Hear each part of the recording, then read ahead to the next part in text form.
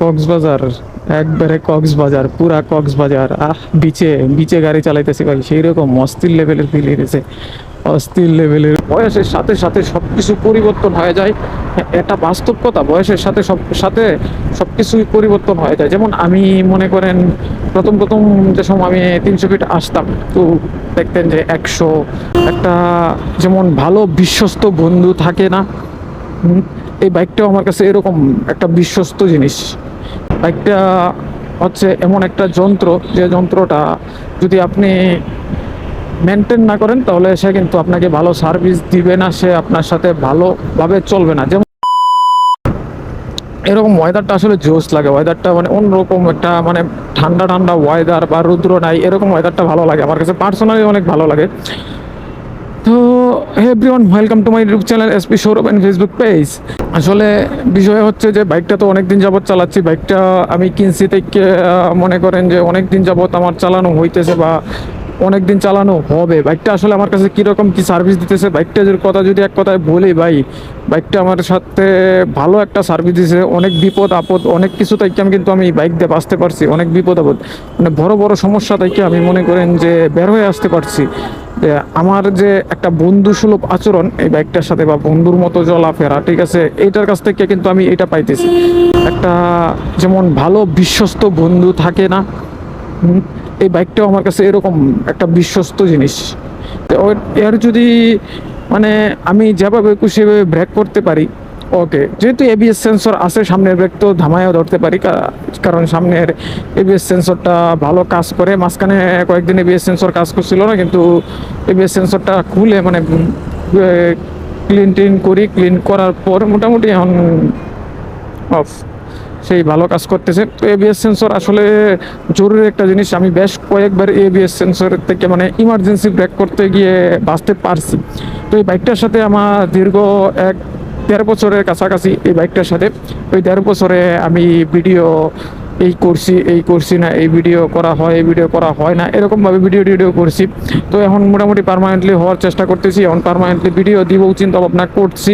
তো আগের ভিডিওতে বলছি, এখনও বলতেছি যে পার্মানেন্ট ভিডিও দেওয়ার চিন্তা ভাবনা করব। আর আমি মূলত যে কাজগুলা করি, এই কাজগুলা কেন আপনাদের সাথে শেয়ার করি না, কারণ আমি চাই না আমার ব্যক্তিগত কাজগুলা আপনাদের সাথে শেয়ার করি, সেই জন্য আর কি আমি শেয়ার করি না। তবে বলছি তো আগের ভিডিওতে আমি শেয়ার করব, কারণ আমি যদি এখন ভিডিওতে শেয়ার করি তাহলে আমার কিছু সমস্যার সম্মুখীন হতে হবে, সেই জন্য আমি আসলে শেয়ার করতে চাচ্ছি না।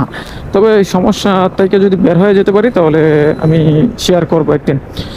আচ্ছা, যাই হোক, এই কথা বাদ। এখন বাইকটা আসলে কতটুকু সার্ভিস দেয়, কতটুকু ভালো, আমার সাথে কতটুকু ফ্রেন্ডলি চলতেছে, ওটা একমাত্র আমি জানি ভাই। যারা জিক্সার চালায়, ঠিক আছে, ওরা বলতে পারবে যে জিক্সার বাইকটা কতটুকু ভালো বা কতটুকু সাপোর্ট দিবে আপনাকে। হ্যাঁ, কমিউনিটি সেগমেন্টের মধ্যে মনে করেন, কমিউনিটি সেগমেন্টের মধ্যে কম টাকার ভিতরে মনে করেন জিক্সার আছে, 4V আছে। 4V আমার কাছে ভালো লাগে না। 4Vটা কেন ভালো লাগে না, 4V আসলে ব্রেকিংয়ের জন্য আমার ভালো লাগে না। আর যারা স্টান করে, তো স্টান তো করে, ঠিক আছে, তো 4V ব্রেক যদি এতই খারাপ হয়, ঠিক আছে, যদিও আমি 4V এখনও চালাই নাই, বাট 4V চালাই নাই কেন, কারণ আমার পরিচিত কারোর মধ্যে 4V নাই, সেই জন্য 4V এভাবে চালানো হয় না। তো 4V আমার কিন্তু একসময় একটা পছন্দের বাইক ছিল, 4V আমার কাছে ভালো লাগতো। বাট এই যে কিছু ব্রেকিং টেকিংয়ের কারণে, কিরে ভাই এভাবে চাপ দিলে তো কীভাবে, কিছু ব্রেকিং টেকিংয়ের কারণে 4V আমার কাছে ভালো লাগে না, সেই জন্য আমি 4Vটা আর ইউজ মানে কিনতে চাই নাই আর কি। কিনতে চাই নাই বলতে কেনার ইচ্ছাও হয় না। তো সেই জন্য 4V নেকেড বাইকের মধ্যে এইগুলো আছে, জিক্সার আছে, 4V আছে, মানে এই যে এফজেড আছে। তো এফজেড বাইকটা কিন্তু বিশাল পপুলার একটা বাইক, এফজেড ভার্সন 2। মানে বলতে পারেন যে সবাই, ম্যাক্সিমাম মানুষ যে ঢাকা শহরে বেশিরভাগই এফজেড ভার্সন 2 দেখা যায়। তো যারা কিনে, মানে এফজেড ভার্সন 2 কারা ইউজ করে জানেন? যারা একটু বয়স্ক টাইপের তারা কিন্তু এফজেড ভার্সন 2 ইউজ করে। আর আমাদের মতো যে যারা ইয়ং আছে তারা কিন্তু জিক্সার, যেমন জিক্সার মনোটন, যে জিক্সার নেকেড ভার্সন যেমন আমারটা। তো ইয়ং টাইপের যারা আছে তারা মানে জিক্সার ইউজ করে। আর মনে করেন যে ওই এফজেড জিনিসটা হচ্ছে কি জানেন, এটা আসলে কমফোর্টের জন্য, ঠিক আছে। তো এফজেডটা হচ্ছে যারা মুরব্বি টুরব্বি, তো আমি তো আর মুরব্বি না। ও রে বাইক থেকে হেলমেট পরে গেছে, শেট বাইক থেকে বললো না মাথা থেকে বললো, ওইটা একটু বুঝলাম না ভাই, কীভাবে হেলমেট রাখে আল্লাহ, পাগল ছাগল যত রে। তো যাই হোক, যেটা বলতেছিলাম যে টমফুট এইসবের জন্য। আর বাইকটার পিছনে বহু টাকা গেছে আমার পিছনে, মানে আমি যতটুক না আমার পিছনে যতটা টাকা না ঢালি তার চেয়ে বেশি আমি আমার বাইকের পিছনে টাকা ঢালি। কারণ বাইকটা হচ্ছে এমন একটা যন্ত্র, যে যন্ত্রটা যদি আপনি মেনটেন না করেন তাহলে সে কিন্তু আপনাকে ভালো সার্ভিস দিবে না, সে আপনার সাথে ভালোভাবে চলবে না। যেমন আমার সবসময় বিপদ আপদে বা ইমার্জেন্সি ব্রেকিং টেকিং করাতে এই বাইকটা কিন্তু বহুত সাপোর্ট দিছে, অনেক সাপোর্ট দিছে। যে আমি যে সময় মন চাই এই সময় আমি যেভাবে খুশিভাবে থামাইতে পারছি, হ্যাঁ, এই বাইকটাকে। তো আমি যদি বাইকটা এভাবে যত্ন না করতাম, যত্ন না করে চালাইতাম, তাহলে কিন্তু আমি ওইভাবে ইউজ করতে পারতাম না আর ওইভাবে চালাইতে পারতাম না। যে আমি মনে করেন এই যে হঠাৎ করে এখন যদি ব্রেক করা লাগে, তো আমি এটা ব্রেক করে জমাইতে পারবো, এতটুকু আমার কনফিডেন্স আছে। যেমন আমার প্রত্যেকটা পার্টস যে আছে ওইগুলা মনে করেন একটা নষ্ট হওয়ার সাথে সাথেই আমি চেঞ্জ করে ফেলি। কেন জানেন? যে আমি এই অল্প ছোট একটা জিনিসের জন্য বড় তো ক্ষতি করতে পারি না। তো আজকে যদি আমি ছোট জিনিসটা নিয়ে আমি ইউজ করি বা আমি এই ছোট জিনিসটা যদি গুরুত্ব না দিই, তাহলে এই ছোট ছোট জিনিসের থেকে কিন্তু বড় সমস্যা হইতে পারে না, হবে, মাস্ট বি। সেই জন্য এই ছোট জিনিসটাকেও আমি অনেক গুরুত্ব দিই, অনেক গুরুত্ব দিয়ে তারপরে মনে করেন গুরুত্ব দিয়ে এই বাইকের টুকটাক কাজগুলো আমি মূলত সেরে ফেলি। আমি চাই না যে আমার বাইকটা কোনো সময় কোনো সমস্যায় পড়ুক বা আমি বাইকের জন্য কোনো সমস্যায় পড়ি। সেই জন্য আমি বাইকটা সবসময় আমার কেয়ারফুললি চালাই। আর আমি কিন্তু বাইক এত রাফলিও চালাই না, আমি কিন্তু আমার গতি সামঞ্জস্য রেখে, যে আমার যতটুকু গতি আছে তো ওই গতির উপর নির্ভরশীল রেখে আমি আমার বাইকটাকে কিন্তু ইউজ করতেছি বা আমি চালাচ্ছি। তো আমি আসলে চাই না যে আমার বাইকটার উপরে এত প্রেশার দিই। তো বাইকের উপরে প্রেশার বলতে বাইক চালানোর জিনিস, তো এটার উপরে প্রেশার পড়বে, এটা স্বাভাবিক বিষয়। তবে আপনি যত প্রেশার দিবেন তত মেনটেনও করতে হবে, সেটা হচ্ছে বড় কথা। হ্যাঁ, আমি একটা ভিডিওতে বলছি ভাই, বাইক কেনার ইচ্ছা আছে, স্পোর্টস বাইক কেনার ইচ্ছা আছে। তো ভাই বললেই তো আর সব কিছু সম্ভব না। তো হয়তোবা চেষ্টা করতে হবে, নয়তোবা কি করতে হবে, যে ইচ্ছা, মনের জোর থাকতে হবে, তাহলে মনে করেন আপনি একটা স্পোর্টস বাইক কিনতে পারবেন। আর আজ কিন্তু রাস্তা প্রচণ্ড পরিমাণ ফাঁকা ভাই, দেখতেছেন 300 ফিট ফাঁকা। যে রাস্তা আসলাম, এই রাস্তাও ফাঁকা। অলমোস্ট মনে হয় কত 10 মিনিটের ভিতরে আমি 300 ফিট চলে আসছি, 10 মিনিটের ভিতরে। আর 300 ফিট তো রাস্তাটা আমার কাছে পার্সোনালভাবে না, অনেকটা ভালো লাগে 300 ফিটের রাস্তাটা। কারণ ভাই এই একটা রাস্তা যে বাংলাদেশের ভিতরে এই একটা রাস্তা, যেটা মনে করেন আপনি যেভাবে খুশি আপনি যতটুকু গতি চান ততটুকু গতি তুলতে পারবেন, বাট আপনার তোলাটা দরকার নাই আমি মনে করি। কারণ কেন জানেন ভাই, যত গতি তত ক্ষতি, কথায় আছে না, যত গতি তত ক্ষতি। আপনি আপনার সেফলি, আপনি আপনার ইয়ার মতো, মানে আপনার কনফিডেন্সের উপর চালাতে থাকেন। আপনি আপনার আসলে একটা আছে না, কি জানেন, যে বয়সের সাথে সাথে সবকিছু পরিবর্তন হয়ে যায়। হ্যাঁ, এটা বাস্তব কথা, বয়সের সাথে সবকিছুই পরিবর্তন হয়ে যায়। যেমন আমি মনে করেন প্রথম যে সময় আমি 300 ফিট আসতাম, তো দেখতেন যে 100 বা দেখতেন বলতে ওই সময় অত ভিডিও করতাম না, কারণ বেশি একটা ভিডিও করতাম না, ভিডিওর সাথে ইউজ টু ছিলাম না। ওই সময় এসে 100 120 তো এভাবে মানে টানতাম। তো এইভাবে টানাটানি করতাম।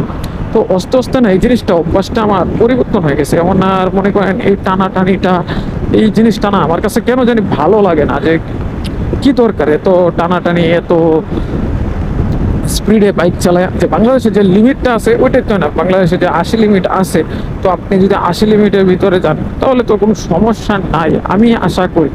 তো আপনার এই টানাটানিটা, এটা আমার মনে হয় না যে এটা কোনো দরকার আছে। এই যে দেন মোটামুটি 70-এর কাছাকাছি বাইকটা চলতেছে ভাই, তো এনাফ তো ভাই, আর কি লাগে ভাই? এই এতটুকু যদি গতিতে একটা বাইক চলে, আর কিছু লাগে? আমার মনে হয় না যে আর কিছু লাগে এতটুকু গতিতে একটা বাইক চললে। বাট আমার কাছে কেন জানি যে এই বাইক চালানোটা এভাবে ভালো লাগে না, যে আমি হাই থ্রটল দিয়ে বা টানাটানি রেস করে বাইক চালাবো, এই জিনিসটা আমার কেন জানি পছন্দ হয় না। বাট বলতে পারেন যে ভালো লাগে না, সেই জন্য এই জিনিসটা আমি করতে চাই না আর কি, যে টানাটানিটা করতে একদম পছন্দ করি না।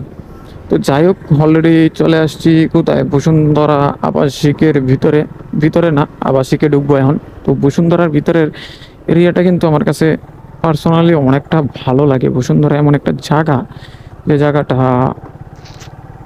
মানে বলতে পারেন এক কথায় যে সুন্দর, অমায়িক একটা জায়গা।